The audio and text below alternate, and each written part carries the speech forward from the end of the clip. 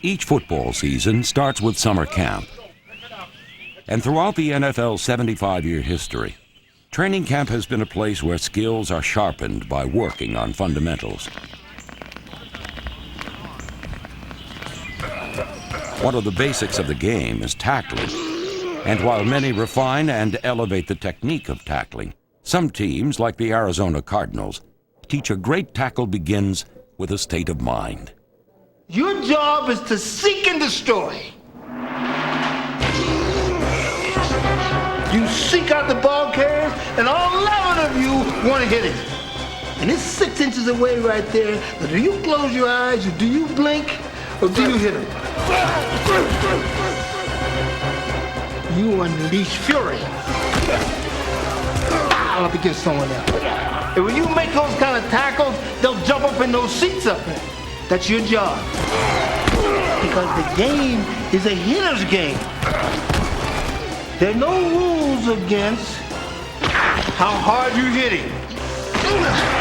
You can hit him as hard as you have the God-given ability to hit. The people who made the rules intended for you to hit them hard.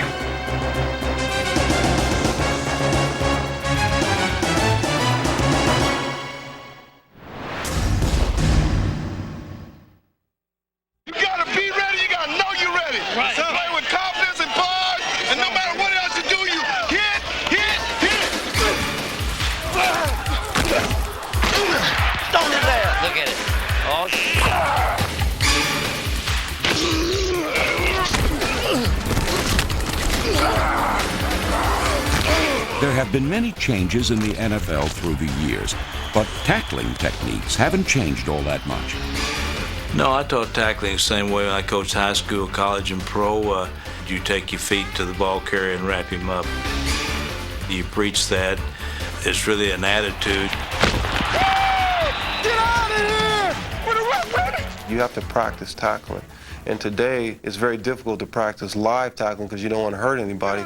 So you have to simulate it with a dummy. You have to simulate it with heavy bags.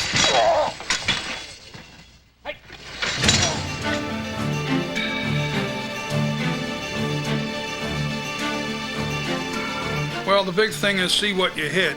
If you see what you hit, you've got a better chance to hitting it and also not getting injured. And being a certain tackle, a short tackle, is more important than being some great hitter and then misses some guy, gives him a juke. Pass caught by J.J. Burton and makes a man miss and goes into the end zone. Touchdown. Great catch and a move by J.J. The most important thing from my perspective is what you're able to contact a player with. And I've always felt what you do is you contact with the breastbone. In my mind, if you have an understanding of tackling that begins with the contact point on defense is not the head, not the face, but the chest, what you find is you have far greater margin for error. Very specifically, if my point of contact is my chest, what I bring to that then is the ability to spread my arms out wide and have the ability that if in fact I don't get contact center point, I'm able to reach to the right or to the left with my arms.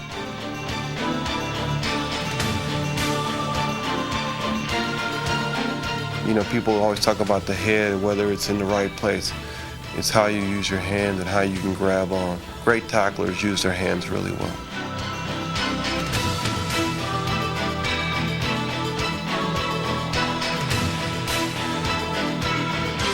Not only are hands used to drag a runner down, they are frequently utilized to punch the ball out. Stripping a runner of the football is another form of tackling. And this bold maneuver has its own set of risks and rewards. I think the Saints are going to bring them all. Oh, it's a blitz and a fumble. The Saints pick it up. The first guy there has got to make the play. You got to make the tackle. If you can strip the ball while you make the tackle by putting your head on the ball or something like that, that's great. But usually the fumble is created by the second and third guy in on the tackle, and the first guy's job is to wrap him up and get him down. The rest of them are to get the ball away. Your main concern is to make sure you have some type of grip on him and just come across with the right arm and just knock his arm, the ball, or whatever you feel that's vulnerable at that point in time.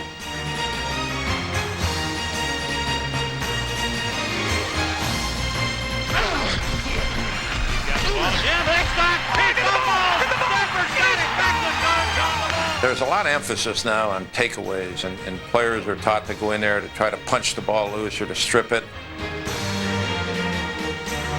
When a player goes in strictly for the ball against a great ball carrier, and the great ball carrier then protects the ball, a lot of times the tackler will come up with nothing but air. So from that standpoint, I think you have more missed tackles. Whether he has the ball after I tackle him or whether or not he's going to hurt afterwards, it doesn't matter, just as long as he's on the ground.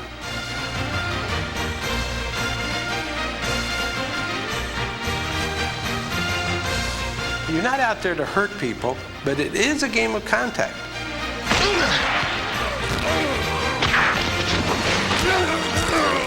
I know it sounds vicious, I know it sounds violent, but when you hit a guy and you drill him and you pick him up and you slam him down on the turf, that's a great feeling, because you did your job. If you're going to go to the Hall of Fame, you're going to have to love to hit people, and that's what it's all about.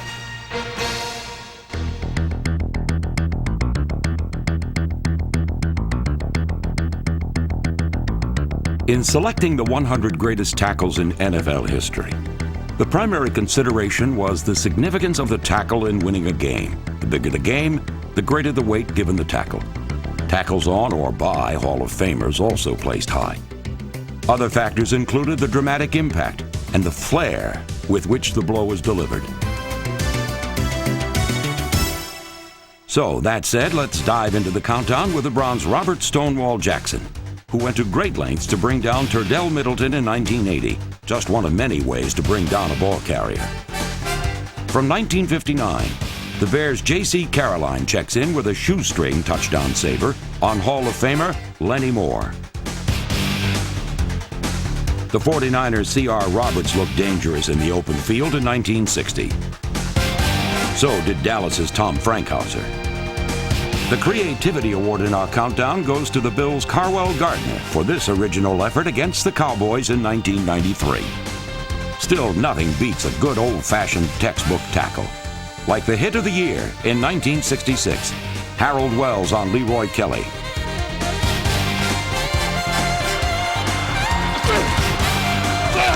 The hit of the year in 1990 was registered by Denver safety Steve Atwater, who put 260-pound running back Christian Okoye down for the count in a memorable Monday night matchup.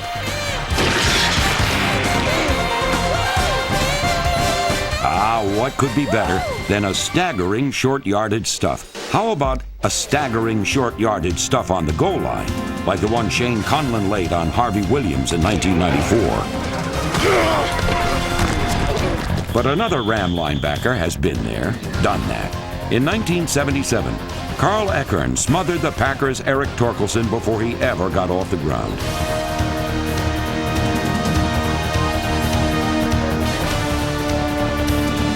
Sometimes around the goal line, it isn't a single tackle that matters, but a series of tackles, a goal line stand, like the one the Cincinnati Bengals dropped on the Houston Oilers in 1975, stopping them 4 times from the 1-yard line to preserve a victory.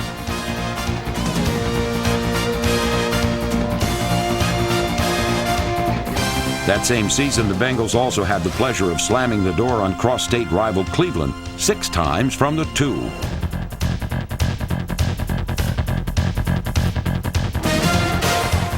The Queen City was the land of the stand in '75, but the undisputed king of goal line stands occurred in Philadelphia in 1992, when the Eagles turned back the Cardinals on 7 consecutive goal line plays. A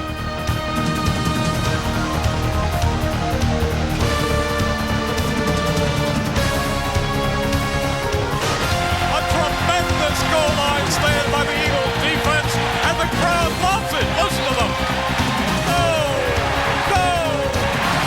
Stop them.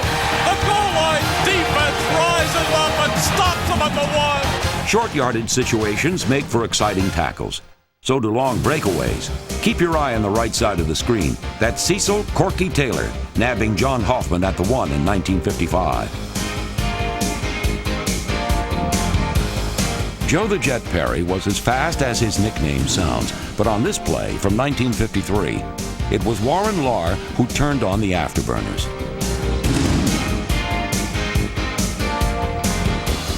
In 1958, Ray Matthews experienced the ultimate frustration of a man in the clear. He was caught from behind. Tracking down a ball carrier from behind requires not just speed, but persistence. The Falcons' Joel Williams gets the Countdown's Best Hustle Award for this effort against Dallas in 1980.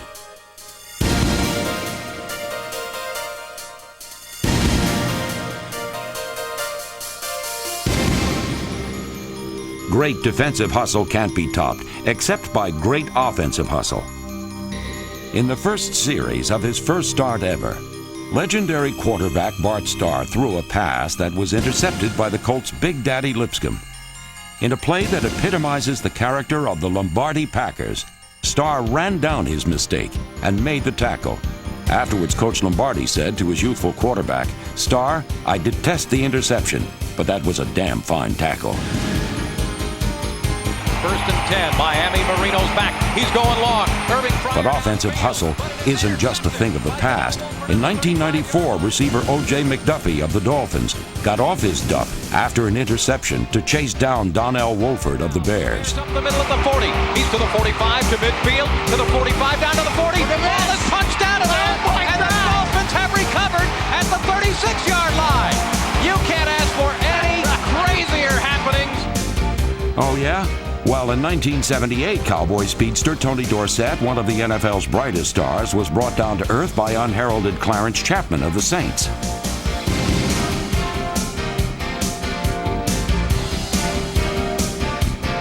In 1983, a star caught a star when Eric Dickerson was snagged from behind by the NFL's fastest man, Darrell Green.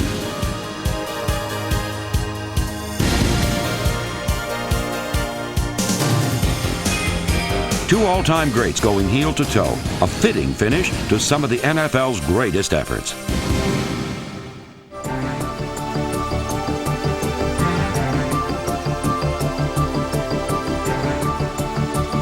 It's no accident that most of the great tacklers are in the Hall of Fame, or well on their way. Pittsburgh's Greg Lloyd can turn in a textbook tackle with ease. But like the great ones, he is also able to adjust. Against the Chargers in 1993, he anticipated this reverse and changed direction in mid-course to make the play.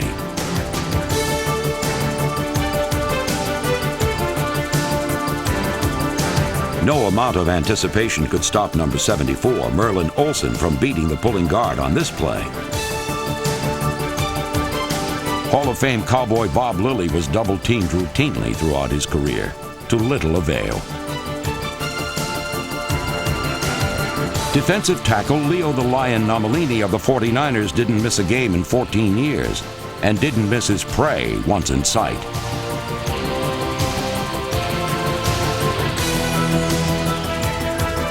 Leo's legacy of line play has been continued by the likes of Reggie White. Hey, that's Joe Montana. White has even added a few touches of his own. You've heard of the catch and run? Well, in 1987, he pulled off the tackle and run. 300 pounds never moved so fast.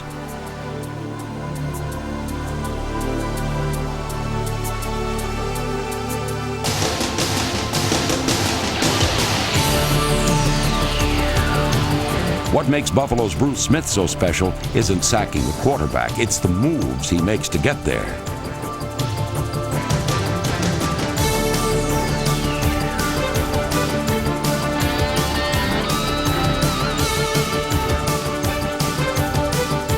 In 1987, Smith beat his man to cause a fumble on Colt quarterback Sean Salisbury. His third sack of the day and first ever touchdown.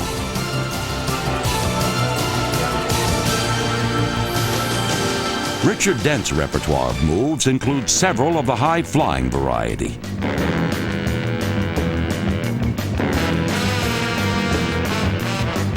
In 1988, he went over the top to snare Joe Montana. Dent's teammate Mike Singletary was capable of taking to the air himself, as he did here in 1988. But he was at his best, running over someone to get to the ball carrier. Hall of Famer Ted Hendricks earns his way into the countdown for fending off two blockers to snag the runner in 1974. Nothing could stop the Rams' Deacon Jones, not even holding.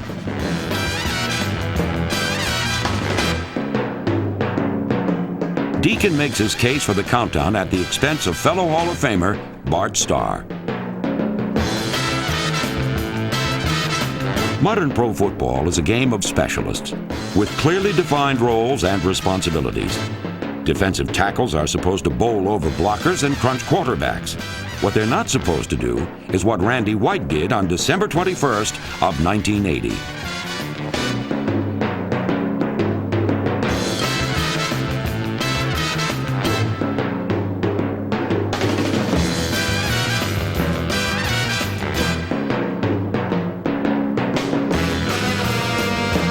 But chasing down ball carriers is more the specialty of defensive backs like Detroit's Lem Barney.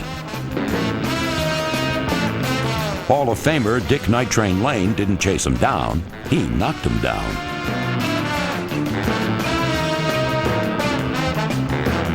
Night Train's Hang 'em High style spelled ouch for one Billy Kilmer in 1962. The Falcons' Tommy Nobis showed innovation by using the blocking back to bring down the runner in 1976. Dick Butkus' punishing style of play helped redefine the position of linebacker. In an ironic twist, he makes our countdown not for a bone-jarring hit, but for this shoestring tackle against the Vikings. Another player who redefined his position was Hall of Fame safety Larry Wilson, the inventor of the safety blitz.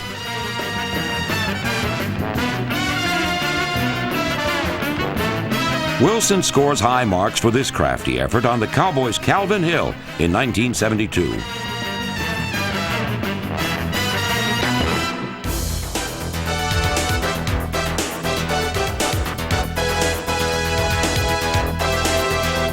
The Rams and Saints game in 1989 is best remembered as the night Flipper Anderson set the single-game record for receiving yards with 336.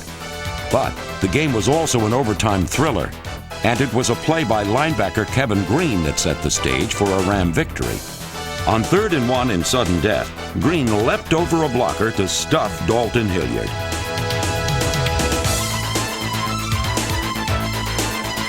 The tackle forced a punt, and the Rams kicked a field goal on the ensuing possession to win 20-17. In 1976, the Giants were on the Cowboy 5, trailing 9-3 late in the fourth quarter, when Craig Morton was blasted by Harvey Martin. The Cowboys won the contest and later the NFC East by a single game. An aging Johnny Unitas was inserted into a game against Cleveland in 1971. His Colts trailing 14-13 in the fourth quarter. Unawed, the Browns greeted the legend with a four-man rush and put the game away.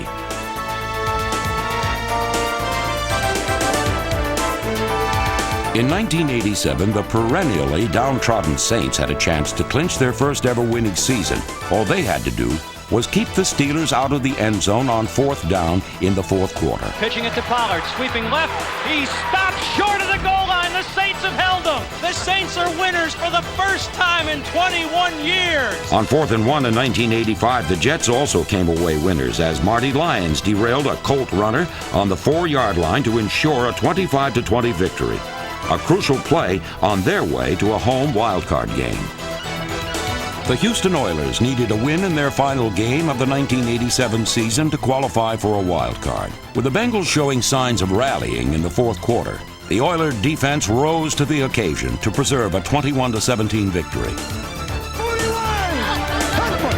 In In 1979, with the Redskins up by 6 with less than 2 minutes to play, John Riggins was stopped on a critical third down play by Larry Cole. Dallas scored on its next possession to steal the NFC East crown away from their Redskin rivals on the last day of the season. On the last day of the season in 1981, the Buccaneers' Leroy Selman beat his man to force a fumble on the Lions' Eric Hipple. David Logan returned the loose ball for a touchdown as the Bucs went to the playoffs and the Lions went home.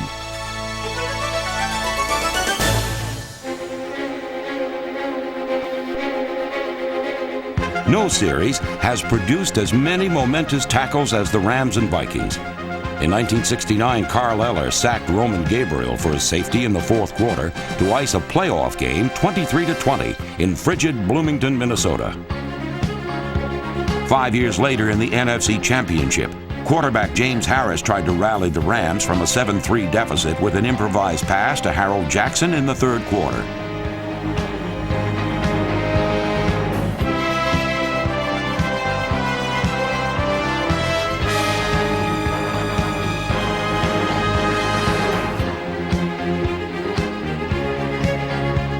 A hustling Jeff Wright pushed Jackson out at the 2, a pivotal play, as Harris would eventually throw an interception to kill the drive, and the Vikes would go on to win 14-10.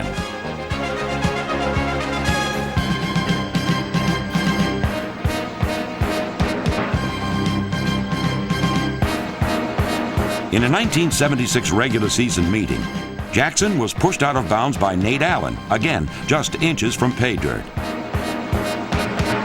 The Rams squandered a golden opportunity for a touchdown, and the game would end up in a 10-10 tie. 3 months later, the two teams met in the NFC Championship in a near-identical situation in the first quarter.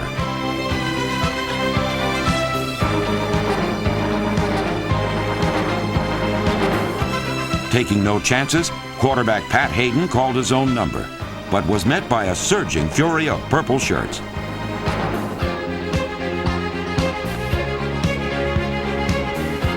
The tackle forced the Rams to settle for a field goal. That's where disaster struck. The attempt was blocked by Nate Allen, and Bobby Bryant returned the ball 90 yards for a touchdown, breaking the game open. The Vikings won 24-13 and advanced to Super Bowl XI.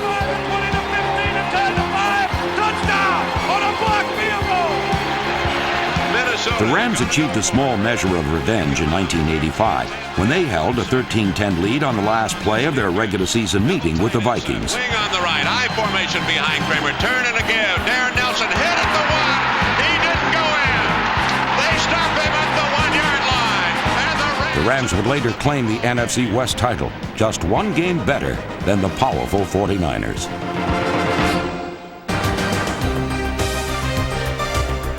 In playoff games, the importance of every tackle is magnified. Leading 10-7 in the fourth quarter of the 1979 wildcard game, Curly Culp and the Houston defense snuffed out a late Denver rally.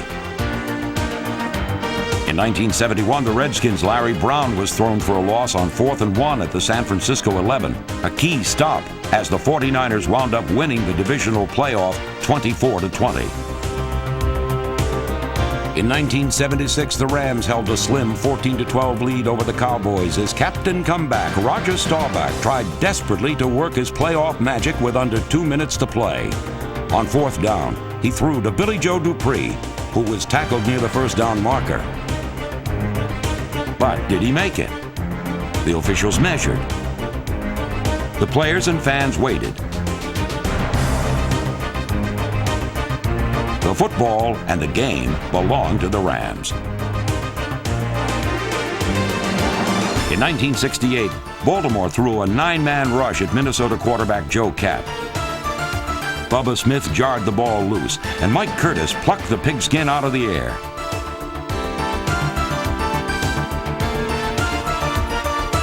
Curtis raced 60 yards for a touchdown, putting the Colts up 21-0, and putting the divisional playoff out of reach for the Vikings. In 1970, with under 5 minutes to play, Dallas held a slim 3-0 lead over Detroit.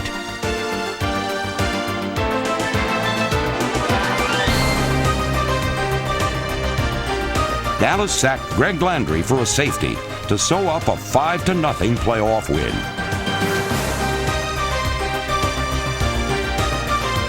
In a 1969 AFL playoff, Bill Mathis was stuffed at the goal line by Willie Lanier and Jim Lynch on second down. Instead of a touchdown, the Jets settled for a field goal to tie. The Chiefs later scored a touchdown and won 13-6. Another missed touchdown opportunity occurred in 1984 when the Rams' Dwayne Crutchfield was thrown for a 3-yard loss by the Giants' Leonard Marshall on second down from the 5-yard line. The Rams kicked a field goal and eventually lost 16-13. In 1970, Gary Quazzo was dropped for a 7-yard loss by Tom Hart. The result? A long missed field goal that proved to be the difference as the Niners triumphed 17-14. Tied 23-all in overtime, Lorenzo White was hammered by Rod Woodson and fumbled. Pittsburgh recovered, and soon after, Gary Anderson kicked a 50-yard field goal to win the AFC wild card for the black and gold in 1989. And I asked for a big defensive play, and Rod Woodson come through. In 1977, the Colts held a 3-point lead in the fourth quarter against the Raiders. They turned to a conservative ground game to protect their lead. A ground game the Raider D shut down resoundingly. The door was open for the ghost to the post, a pass that enabled the Raiders to tie the game and eventually win in 2 overtimes. Another overtime thriller occurred in 1981. Trailing 38-31 with the Dolphins parked on their 12-yard line, Gary Johnson of the Chargers forced a fumble from the Dolphins' Andre Franklin. San Diego recovered.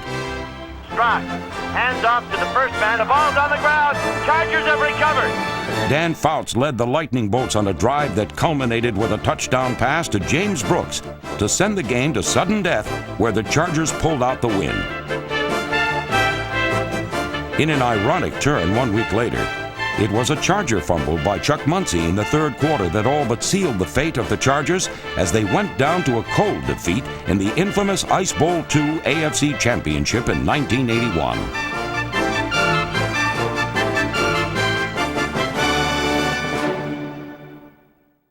In 1986, with under 2 minutes to play and Denver leading 20-17, the Patriots tried to start a 2-minute drill. Rulon Jones ended the drill early with a safety on Tony Eason, giving the game to the Orange.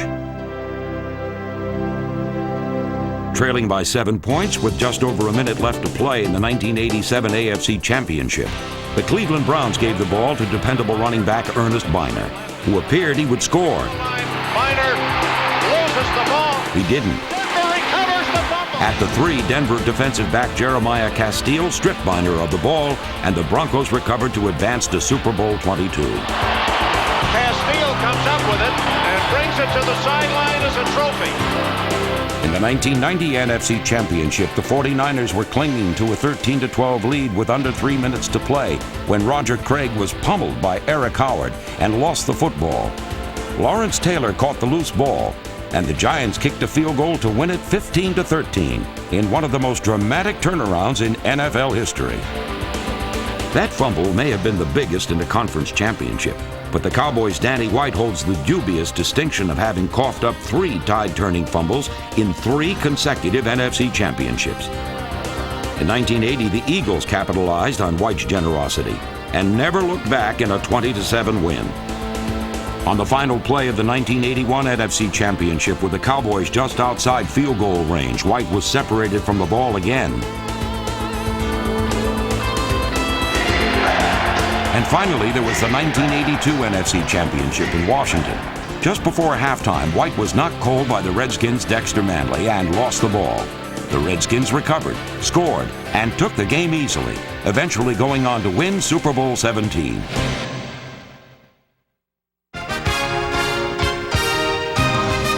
A championship game can turn on one pivotal play. Such a scenario occurred in 1959 with the Giants up 9-7 in the third quarter of the '59 NFL Championship. The Giants' Alex Webster was stacked up on 4th and inches at the Colt 28. The chains were brought out. The tale of the tape was that the Colts had held. They went on to win, going away 31-16. The 51 NFL championship also saw a decided momentum shift on a single play when the Browns' Otto Graham was sacked by Larry Brink at the start of the second half. Andy Robustelli returned the loose ball at the 2, and the Rams scored and went on to win 24-17. The Browns had another shot at the NFL title in 1952. Down 14-7, they had 4 tries from the Detroit 5, but failed to score. The big play, this sack for a 12-yard loss. After a blocked punt in Super Bowl XI, the Vikings were perched at the Oakland 2 with a chance to score the first points of the game. On second down, Brent McClanahan was hit and fumbled. The Raiders recovered and marched 98 yards to score and proved invincible the rest of the way in a 32-14 rout. 7 years later, in Super Bowl XVIII, the Redskins faced a 4th and 1 against the Raiders in the fourth quarter, their last chance to make a game of a lopsided contest. John Riggins was brought down short of the marker, and the Raiders had sealed their 3rd Super Bowl win with a gutty team effort. But in a Super Bowl, any one individual can influence the outcome of a game, no matter how unknown. Early in the second quarter of Super Bowl XVI, the Bengals were driving. Ken Anderson hit Chris Collinsworth at the San Francisco 8. Eric Wright executed a perfect strip tackle, and the 49ers recovered to stop the Bengal advance. Veteran defensive end George Martin of the Giants became an unlikely hero when he burned his man to sack John Elway for a safety in the second quarter of Super Bowl XXI.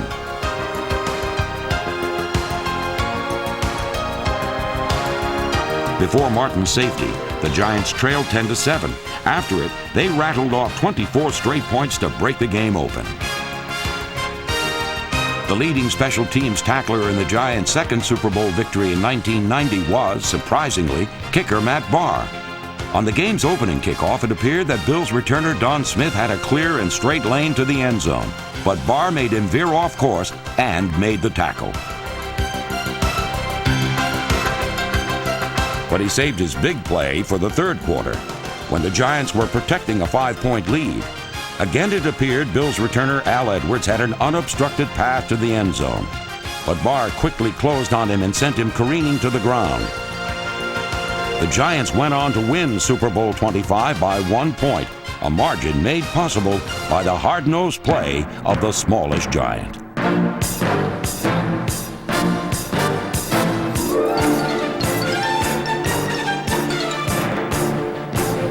Great games are where great tacklers make their mark and flirt with football immortality. Players like Howie Long of the Raiders. Standing up a blocker to make a tackle is standard fare for an all-time great.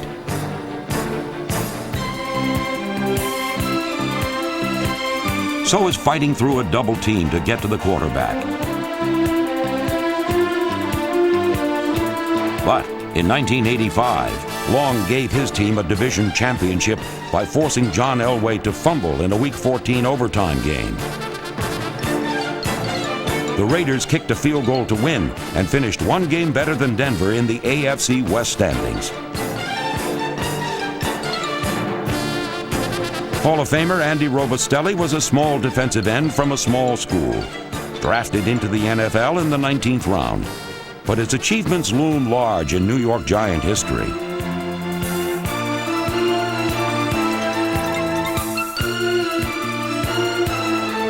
In the final game of the '58 season, he sacked Milt Plum of the Browns, enabling the Giants to escape with a tie and a trip to the playoffs, where his Giants would go up against the best defensive end in the game, Baltimore's Gino Marchetti, in the greatest game ever played. Marchetti was unlike any before him, blessed with overpowering strength and the speed to pursue. He was the father of modern defensive end play.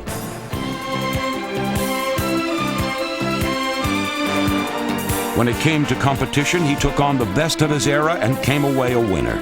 Even Forrest Gregg, the man who Vince Lombardi called the greatest player I've ever coached, was a mere mortal in the face of Marchetti. In the 1958 championship, with the Colts trailing by 3 in the fourth, Marchetti stopped Frank Gifford on a key third down, breaking his ankle in the process. In pain, he watched from the sidelines as the Colts tied the game and later won it in overtime on Alan Amici's goal line plunge in sudden death. Unitas gives to Amici. The Colts are the world champions. Amici scores! In the 1960 NFL Championship, Chuck Bednarik, the last of the 60-minute men, saved his best for last, halting the Packers' Jim Taylor on the final play of the game at the 9-yard line to preserve a 17-13 win. The Eagles' last championship.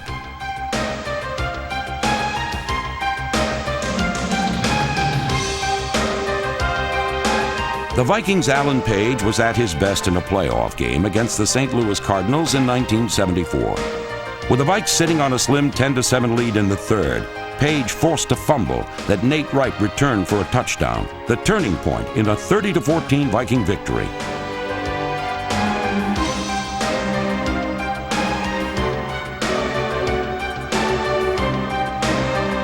Over the course of his career, Ronnie Lott established himself as one of the most ferocious hitters in the game.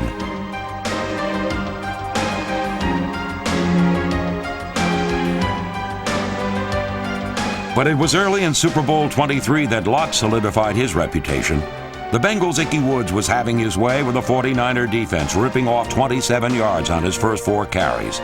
Then, Lott met him head-on for the 5th.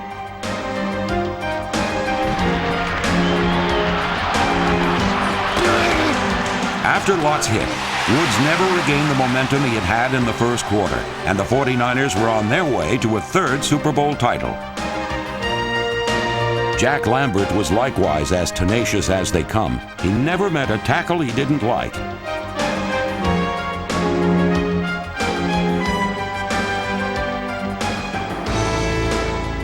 Lambert went all out on every snap, but oddly, holds the distinction of having the only tackle in the countdown not to occur during an actual play.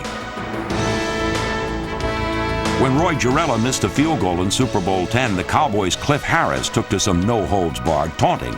Lambert soon took to Harris.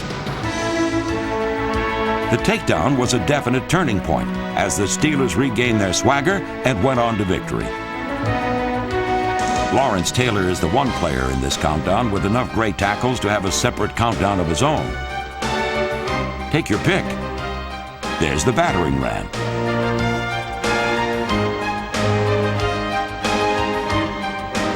Or the one-handed quarterback toss.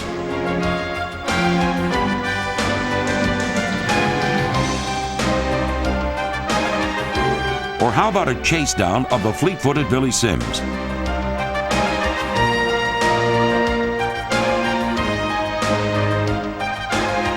But by far, LT's most meaningful stop came in Super Bowl 21 during a goal line stand when he ran down the mobile John Elway on a rollout. It has all the ingredients of a classic, a huge moment in a huge game, pitting 2 great players one-on-one.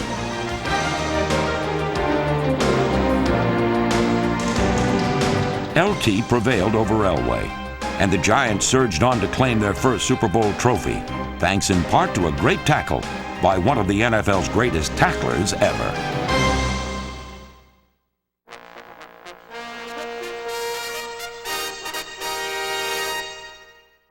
Fourth down at the goal line. About a foot to go. On a goal line stand, football players don't match wits. They bang heads. Elway, hands off. Stop! Gary Reasons. Great play by Gary Reasons. Threw his body right at Humphrey and crumbled him. Gary Reasons saved the Giants' late-season win in Denver, and they soon clinched the NFC East by the margin of that one game. In Super Bowl 16, the 49ers led 20-0 at the half. The Bengals had closed it to 20-7, and later in the third quarter had the ball 3rd and goal, inches from cutting the Niner lead to just 6.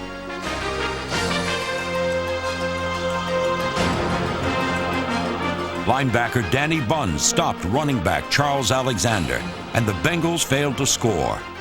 the Niners held on to win their first Super Bowl by just 5 points.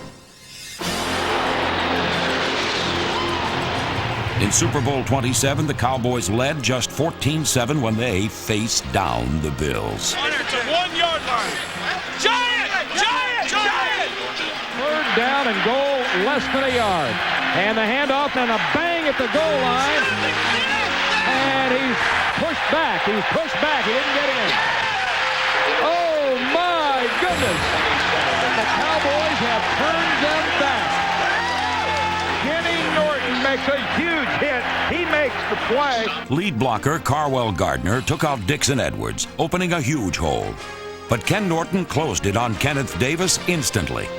Dallas held and went on to rout Buffalo 52-17. Great tackles aren't always feats of strength. Washington Redskins cornerback Darrell Green proved that there is power in speed when he caught Cowboy gamebreaker Tony Dorsett from behind. Watch Green, number 28, entering from the bottom of the screen.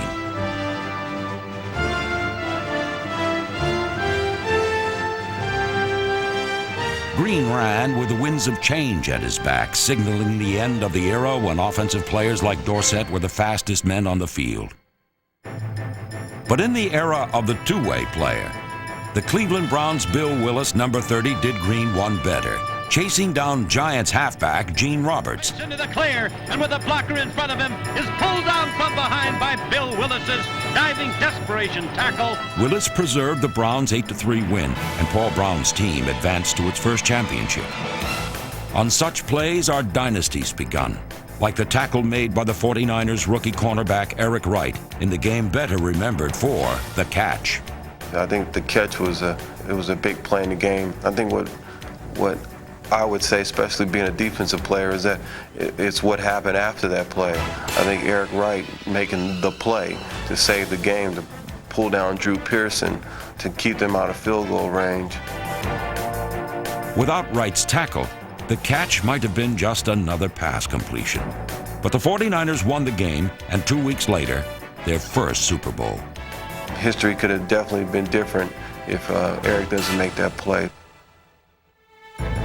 Sometimes personal history makes a tackle great, and it made Steve Largent the only offensive player to make the list of the NFL's 10 greatest tackles. On opening day 1988, Largent was knocked out of the game on an illegal hit by Denver's Mike Harden, for which Harden was fined by the league. But real justice would come later that season, when Steve Largent showed that when it comes to tackling, an ounce of vengeance is worth a pound of experience. The end zone, 2 yards deep, will run it out, takes it up to the 10, 15, out to the 20, he's on his feet. All right, Largent, the ball comes loose, the Seahawks may get it back. I mean, Largent just unloaded on Mike Harden. Holy smoke, what a play. Steve will want to put that over his mantle, right on the fireplace. That's better than any touchdown catch he's ever made, right there. In 1966, the Baltimore Colts were all that stood between the Green Bay Packers and the playoffs. Trailing by 4 in the closing moments, Johnny Unitas led the Colts to the 15-yard line. Then came number 87 Willie Davis and what was called the $1 Million Fumble. The Packer dynasty marched on to win Super Bowl I. Like Unitas, Joe Montana seemed to embody his team's success. He had the Niners on the verge of a record 3rd straight Super Bowl, leading the Giants 13-9 with 10 minutes to play. Then defensive end Leonard Marshall pulled his team off the floor for one last shot at Montana.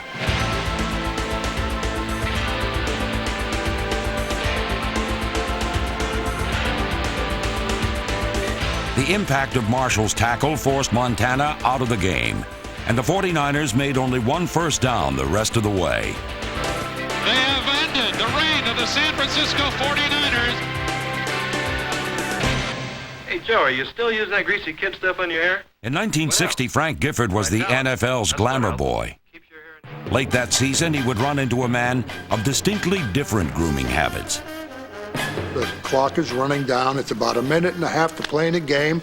Gifford swings out of the backfield, comes down the field, across, down and in. They're dangerous. That's like a Volkswagen going down a one-way street, and a Mack truck is coming the opposite way. Frank Gifford caught the ball underneath of Bednarik, and he was trying to get to the sideline to stop the clock. Well, he got stopped. I mean, he got hit. Bednarik hit him, and he just leveled Frank. I mean, Frank was level and knocked him cold, of course. And Frank missed a whole year of football the following season. That's how hard he got hit. I thought Bednarik killed him. His head snapped. He went backwards, and the ball flew in the air.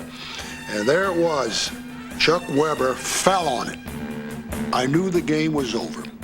I had no idea where Frank Gifford was, and then when I saw him recover the ball and I turned around, and then simultaneously I was with a gesture like this, standing over him, and I said these exact words, "This effing game is over."